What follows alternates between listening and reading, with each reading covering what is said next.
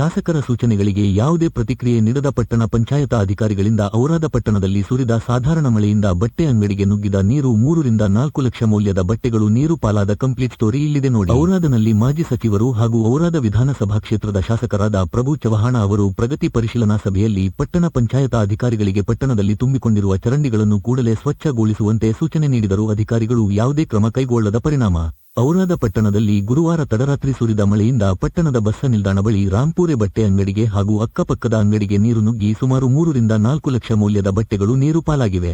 ಸರ್ಕಾರದಿಂದ ಬಂದ ಅನುದಾನ ದುರ್ಬಳಕೆಯಾಗುತ್ತಿದೆ. ಸರ್ಕಾರಿ ನಿಯಮ ಗಾಳಿಗೆ ತೂರಿ ಮನಸ್ಸಿಗೆ ಬಂದ ಹಾಗೆ ಹಣ ಲೂಟಿ ಹೊಡೆದಿದ್ದಾರೆ. ಔರಾದ ಪಟ್ಟಣದಲ್ಲಿ ಸರಿಯಾದ ರಸ್ತೆ ಇಲ್ಲ, ಸುಸಜ್ಜಿತ ಚರಂಡಿ ವ್ಯವಸ್ಥೆ ಇಲ್ಲದೆ ಗಬ್ಬುನಾರುತ್ತಿವೆ ಎಂದು ಔರಾದ ಪಟ್ಟಣದ ನಾಗರಿಕರು ಪಟ್ಟಣ ಪಂಚಾಯತ ವಿರುದ್ಧ ಕಿಡಿಕಾರುತ್ತಿದ್ದಾರೆ. ಪಟ್ಟಣದ ಅನೇಕ ವಾರ್ಡ್ಗಳ ರಸ್ತೆ ಮೇಲೆ ಚರಂಡಿ ನೀರು ತುಂಬಿ ತುಳುಕುತ್ತಿವೆ. ಪಟ್ಟಣ ಪಂಚಾಯತ ಸಂಬಂಧಪಟ್ಟ ಸಿಬ್ಬಂದಿ ಎಂಡಿ ಸಮಿ ಅವರಿಗೆ ಕರೆ ಮಾಡಿದರೆ ಸ್ಪಂದಿಸುವುದಿಲ್ಲ ಎನ್ನುತ್ತಾರೆ ಬಡಾವಣೆ ಜನರು. ಅನೇಕ ದಿನಗಳಿಂದ ಔರಾದ ಕಚೇರಿಯಲ್ಲಿಯೇ ಠಿಕಾಣಿ ಹೂಡಿರುವ ಕಾರಣ ಯಾರಿಗೂ ಸ್ಪಂದಿಸುತ್ತಿಲ್ಲ. ಇಂಥವರಿಗೆ ವರ್ಗಾವಣೆ ಮಾಡಿ ಒಳ್ಳೆಯ ಜವಾಬ್ದಾರಿಯುತ ಅಧಿಕಾರಿ ನೇಮಕ ಮಾಡಬೇಕು ಎಂದು ಹಿರಿಯ ಅಧಿಕಾರಿಗಳಿಗೆ ಪಟ್ಟಣದ ಜನ ಮನವಿ ಮಾಡಿಕೊಂಡಿದ್ದಾರೆ. ಔರಾದ ಪಟ್ಟಣ ಪಂಚಾಯತ್ ಇಲಾಖೆ ಕಡೆ ಜಿಲ್ಲಾಧಿಕಾರಿಗಳು ಗಮನ ನೀಡಿ ಪೌರ ಕಾರ್ಮಿಕ ಸಿಬ್ಬಂದಿಗಳ 18 ತಿಂಗಳ ಸಂಬಳ ನೀಡುವಲ್ಲಿ ಮುಂದಾಗಬೇಕು. ಪಟ್ಟಣದ ರಸ್ತೆ ಚರಂಡಿ ನಿರ್ಮಾಣಕ್ಕೆ ಅನುದಾನ ಒದಗಿಸಬೇಕು.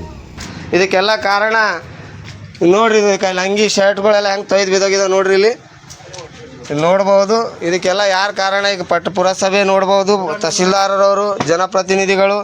ಇಲ್ಲಿ ನೋಡ್ರಿ, ಇದು ಔರಾದ ಸ್ಥಿತಿ, ವ್ಯಾಪಾರಿಗಳ ಪರಿಸ್ಥಿತಿ ಯಾವ ರೀತಿ ತುಂಬ ಕಷ್ಟ ಇದೆ. ಇಲ್ಲಿ ನೋಡ್ರಿ, ಇಲ್ಲಿ ಪೂರಾ ನೀರಿನಲ್ಲಿ ತುಂಬಿಕೊಂಡು ಡ್ರೆಸ್ಗಳೆಲ್ಲ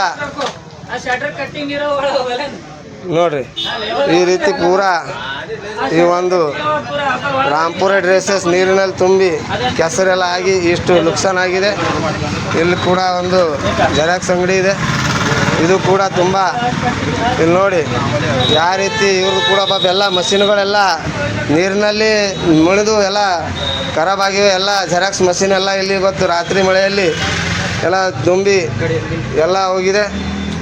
ಇದಕ್ಕೆಲ್ಲ ತಹಸೀಲ್ದಾರರು ಕೂಡಲೇ ವ್ಯಾಪಾರಿಗಳಿಗೆ ಬಂದು ಭೇಟಿಯಾಗಿ ಪರಿಹಾರ ಧನ ನೀಡಬೇಕಾಗಿ ಅವರಲ್ಲಿ ಮನವಿ ಇದೆ.